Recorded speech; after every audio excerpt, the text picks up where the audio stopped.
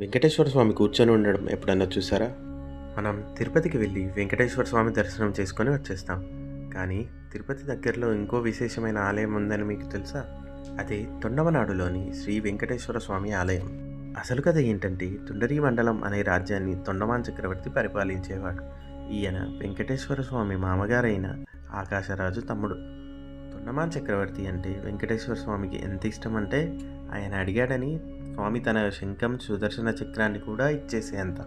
అలాంటి భక్తుడు తన ముసలితనంలో మంచాన పడి స్వామివారిని చూడలేకపోతున్నానని బాధపడుతుంటే స్వయాన వెంకటేశ్వర స్వామి ఇద్దరు అమ్మవారులతో కలిసి భక్తుడి ఇంటికి వచ్చాడు. ఆ తర్వాత అదే భక్తుడి కోరిక మేరకు అక్కడే స్వయంభువుగా వెలిశారు. అక్కడే తొండమాన్ చక్రవర్తి ఆలయాన్ని కూడా నిర్మించాడు. ఇప్పుడు తెలిసింది కదా, ఈసారి తిరుపతి వెళ్ళినప్పుడు ఈ ఆలయాన్ని కూడా దర్శించుకోండి. ఇంత చెప్పాను కదా, లైక్ షేరు సబ్స్క్రైబు ఫాలో కూడా చేస్తే నాకు కొంచెం ఎంకరేజ్మెంట్గా ఉంటుంది.